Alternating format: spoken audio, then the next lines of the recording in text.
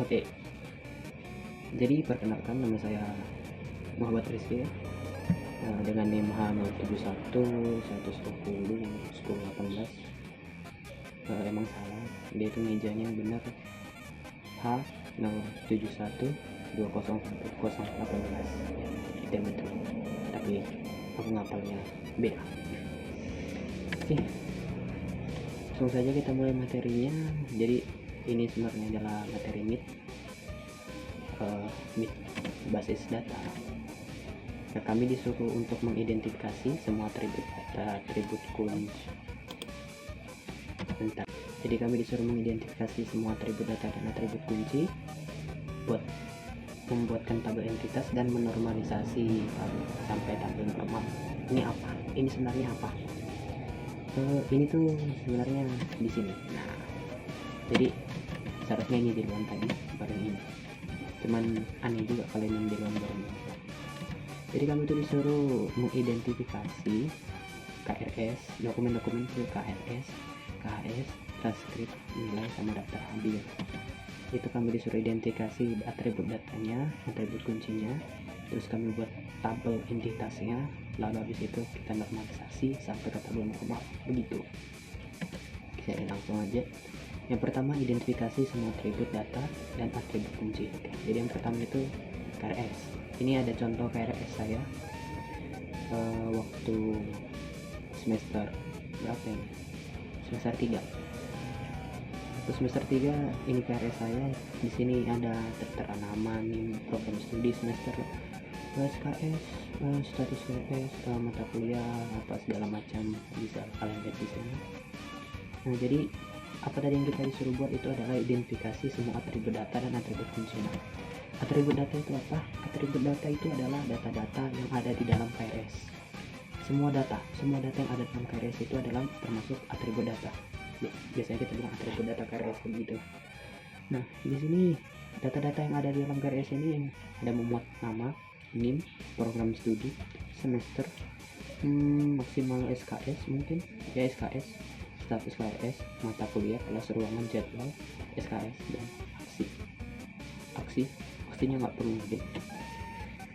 Jadi itu atribut-atribut yang ada dalam KRS. Nah, yang bagian uniknya di sini kita harus menentukan yang namanya atribut kunci. Atribut kunci itu apa? Atribut kunci itu adalah atribut unik, spesial, yang tidak redundansi atau tidak memiliki kesamaan dengan yang lain. Jadi misalnya kan KRS, aku mahasiswa, tapi bukan cuma aku sendiri saja mahasiswa di dunia ini, ada banyak mahasiswa di luar sana yang mungkin lebih berlaku. Dan ya, mereka juga mungkin sama-sama program studi seperti aku juga, sistem informasi, dan mungkin punya nama yang sama denganku karena namaku Muhammad Rizky, nama sejuta umat. Mungkin semesternya juga sama, maksimal SKS-nya sama, status KRS-nya juga sama, dan mata kuliah, kelas, ruangan, jadwal, semuanya mungkin aja sama. Cuman ada satu yang nggak mungkin sama, yaitu NIM atau nomor induk mahasiswa. Nomor induk mahasiswa itu unik, spesial, tidak diredundansi, tidak diulang-ulang. Itu spesial hanya untuk satu mahasiswa saja. Jadi itu yang disebut dengan atribut kunci, satu untuk satu orang saja, tidak bisa diduplikasi. Kalau ada duplikasi, kasihan dia. Yang kedua, KHS, kartu asli studi. Jadi dalam KHS itu ada atribut-atributnya hampir sama dengan KRS ya. Ada nama, ada NIM, ada semester udah pasti karena namanya KHS, kartu hasil studi. Kode mata kuliah SKS. Nah, bedanya di sini ada nilai. Jadi di tiap mata kuliah itu pasti ada nilai. Di situ aja sih atributnya bertambah, jadi ada nilainya. Nah, untuk atribut kuncinya masih sama ini, karena ya bisa jadi kan nggak cuma aku aja yang pengantar pengoroban dapat A gitu, mungkin ada yang dapat A+. Oke, transkrip nilai itu mau hampir sama dengan KHS, cuman bedanya dia untuk semua, untuk satu sampai satu mungkin, pokoknya ya begitu. Kalian ini kan untuk per semester doang. Nah, kali ini nih untuk seluruh semester digabung, makanya di situ ada total SKS yang dilulusi sama total mata kuliah yang diambil sama IP kumulatif. Abaikan aja itu, nanti gue sensor. Yang kedua, buatkan tabel entitas. Nah, tabel entitas ini apa? Kalau kalian pernah ngeliat sesuatu kayak flowchart atau flow diagram gitu, nah itu mirip-mirip kayak gitu. Jadi kita buatkan si KRS dan transkrip. Oh ya, satu yang kita lupa ya, daftar hadir. Daftar hadir itu paling gampang, paling simple, karena dia cuma butuh mata kuliah, nama dan doang, sama keterangan. Keterangan itu apa? Keterangan hadir atau tidak, itu aja. Dan udah pasti atribut kuncinya ya NIM juga. Udah, nggak perlu dibikin slide-nya, males.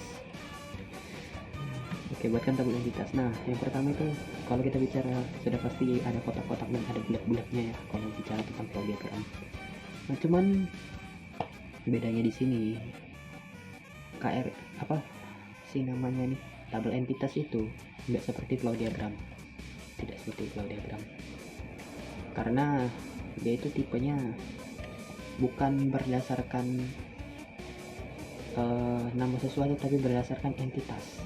Nah, entitas di dalam KRS ini ada apa aja sih? Nah, entitas di dalam KRS ini ada dua, yaitu mahasiswa dan mata kuliah. Maksudnya apa? Mahasiswa mengambil mata kuliah di situ. Jadi dia bentuknya nanti bakalan jadi kayak gini.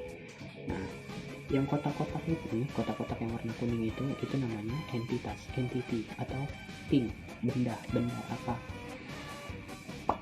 Itulah. Seperti itu, sesuatu yang memiliki atribut dan memiliki hubungan antara entitas lainnya begitu. Kalau atribut dengan atribut kan mungkin ada, cuman jarang atau enggak ada mungkin.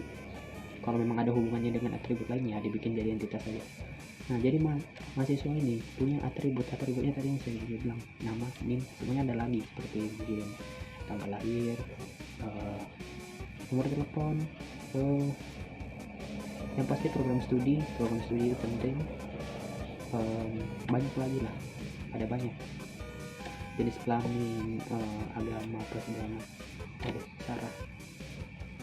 Nah, mata kuliahnya itu ada juga atributnya, kode mata kuliah, nama mata kuliah, SKS, apalagi tadi ya, kelas mungkin, dosen mungkin. Sebenarnya yang pasti aja kita masukkan di sini. Nah, itu yang di tengah-tengah itu yang bentuknya segi diamond. Nah, itu tuh semacam tabel hubungan. Apa sih sebutannya? Hubungan. Aduh, gue lupa hubungan ini maksudnya apa. Relationship. Ya, jadi mahasiswa itu mengambil mata kuliah. Nah, kalau mahasiswa mengambil mata kuliah, nah itu berarti kita sudah bilang dia membuat KRS, dia membuat kartu rencana studi. Dia mahasiswa ini mengambil mata kuliah ini untuk dipelajari, untuk dijadikan KRS, ya begitu. Nah yang buat yang begini juga nih ada aturannya. Misalnya kalau kita mau buat sebuah entitas itu harus berbentuk kotak, warnanya terserah. Nah, juga kalau kita mau buat atribut itu harus dibikin elips, warnanya juga terserah dan harus dihubungkan ke entitasnya. Jadi atributnya tuh nongkrong di entitas mana itu harus di garis-garis, harus di ke situ, nggak boleh sembarangan. Nah, yang ketiga itu ininya daftar hubungannya itu harus yang kotak diamond itu warnanya juga terserah, dan isinya itu yang menggambarkan hubungan apa mereka ngapain. Kalau misalnya kayak gimana ya, pembeli dan penjual itu kan membeli. Nah, kalau mahasiswa dan mata kuliah itu yang mengambil, mahasiswa mengambil mata kuliah, memilih juga boleh. Nah, terus ada itu yang kayak jari-jari ini, kayak jari-jari ini. Nah, itu artinya tuh too many. Jadi satu mahasiswa itu bisa mengambil banyak mata kuliah, dan satu mata kuliah itu bisa diambil oleh banyak mahasiswa. Nah, makanya di sini bentuknya itu many atau apa bentuknya, bisa banyak, bisa sama-sama banyak begitu. Oke. Oke ya, sebenarnya ada juga one to many, cuman karena nggak berhubungan langsung jadi nggak saya tulis. Yang kedua KHS ini sama kayak KRS, cuman bedanya ya yang tadi seperti yang kita ambil tadi udah ada nilainya. Basket nilai juga sama, cuman harusnya di sini saya tambah semester, di sini saya hilangi semesternya. Ya begitu. Ya. Terus yang ketiga itu normalisasi sampai tabel normal. Nah di sini kan kalau misalnya kita lihat tabel yang di sini ini sebenarnya udah normal, jadi nggak bisa kita normalisasi. Jadi supaya kalian lebih memahami dari normalisasi sampai tabel normal ini bagaimana kita beralih ke MS Access. Let's go. Jadi ini identitas mahasiswanya tadi, ada NIM, nama, alamat, tanggal lahir, umur studi, nomor telepon, email, angkatannya nggak ada nggak apa-apa. Mata kuliahnya ya ini juga jenis KS, KRS nya NIM, tahun, semester, KS nya juga sama NIM, transkripnya ini doang.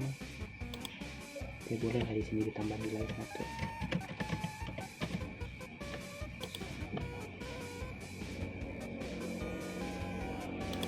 Nilai IPK contohnya, dan ini nilai KS nya. Nah yang saya mau kasih lihat ke kalian itu ininya, relationship-nya. Nah jadi KRS itu kan isinya itu ada NIM, ada nama, ada mata kuliah, ada nama mata kuliah, ada jumlah SKS, ada status, ada tahun, ada semester. Itu tuh nggak perlu kita tulis banyak-banyak gitu, nggak perlu kita tulis ulang-ulang, kita cuma tulis sekali aja di sini. Nanti kita tinggal lihat ini. Jadi misalnya kalau kita tulis KRS ini, ini berarti namanya ini, alamatnya ini, tanggal lahirnya ini, umur studinya ini. Terus kalau kode mata kuliahnya, kode mata kuliahnya ini. Nah kenapa bisa begitu? Ini karena NIM dan kode mata kuliah ini adalah kunci, atribut kunci, atribut unik yang dimana beda, setiap orang itu beda. Jadi kalau misalnya kita tulis ininya di sini bla bla bla, itu udah pasti menunjuk ke satu identitas mahasiswa dan mata kuliah yang pasti, yang itu nggak mungkin berubah gitu. Di KHS juga sama, nah cuman bedanya di KHS di sini adalah nilai KHS. Nah untuk melihat nilai KHS ini ada banyak relasi yang situ. Pertama NIM kita dengan orang lain itu berbeda, tapi NIM kita juga mengambil kode mata kuliah yang berbeda. Maksudnya satu NIM itu bisa ada banyak kode mata kuliah, dan kode mata kuliah itu bisa kita ambil berapa kali, berapa banyak. Misalnya kita dapat semester di pengambilan mata kuliah kita yang pertama, kita bisa ambil lagi di mata kuliah yang kedua. Jadi mata kuliah itu bisa semester itu bisa diambil banyak gitu. Tahunnya juga beda-beda, ada semester yang sama cuman ambil tahunnya itu beda. Semester ganjil ingat itu kan, ambil tahunnya bisa 2001, 2023, 2025 gitu. Nah terus sisanya ya ini nilainya. Nah terus untuk basket nilai ya kita ambil aja langsung nilai KHS nya, tapi kalau salah dipakai semester, cuman NIM sama kode aja, terus nanti nilai. Oke, kita save dulu biar muncul nilainya. Nah ini nilai IPK kita tuh, nilai IPK nya bisa kita ambil dari sini, nanti pakai query nya tidak akan saya jelaskan karena susah. Oke, jadi sekian dari pemaparan saya, kurang dan lebihnya mohon maaf. Assalamualaikum warahmatullahi wabarakatuh.